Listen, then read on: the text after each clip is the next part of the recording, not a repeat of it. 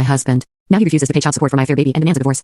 It's me, Amber, a 26-year-old gal. For the past 3 years, I've been with Derek, who's 27. Our relationship was pretty typical. We had our fair share of arguments like any other couple, but we always patched things up. Recently, I made a mistake that caused Derek to vanish from my life, leaving me utterly bewildered. Who knew that going on a date with a wealthy guy would cause such a huge rift? I never imagined that one slip-up could shatter our relationship like this. Derek's reaction caught me completely off guard, and I'm still reeling from it. Just to fill you in, I met Derek while working as a model for a big brand ad campaign. He was one of the models too, but there was something intriguing about him that drew me in. We hit it off during a break, realizing we had loads in common beyond modeling. Our bond deepened as we exchanged numbers and soon evolved from friendship to dating. Our time together was filled with joy, adventures, and a profound emotional connection that I never thought possible. Given my hectic schedule, Derek became my partner in crime, my confidant, and my best friend. I couldn't have been happier that our relationship taught me the value of taking risks and being open to unexpected connections. Derek showed me a love that transcends surface-level attractions, and I'm thankful for the authentic bond we built. Being models, we relied on landing as many gigs as possible to cover our bills and expenses. Thankfully, we were both successful in our careers, so finances weren't a concern. However, everything changed when the pandemic hit. Suddenly, we found ourselves struggling to make ends meet. To ease the financial strain, we decided to move in together, pooling our resources. Initially, it felt more like having a roommate with minimal intrusion into each other's lives. Together, we managed to navigate the financial challenges and make do with our limited savings. But very soon, we started having petty fights about who washes the dishes and who cooks food. I realized that Derek was only a good face and did not like participating in any of the house chores. Also, I hated the way he managed his money. He did not have a concept of saving money for emergencies or stashing away some for bad times. That I found it frustrating to constantly pick up after him and cover for his lack of responsibility. Eventually, I had to have a conversation with him about our expectations and boundaries when it came to sharing responsibilities and managing finances. I told him how we needed to find a better way to split responsibilities. He agreed to mend his ways and make sure he took up his share of responsibilities.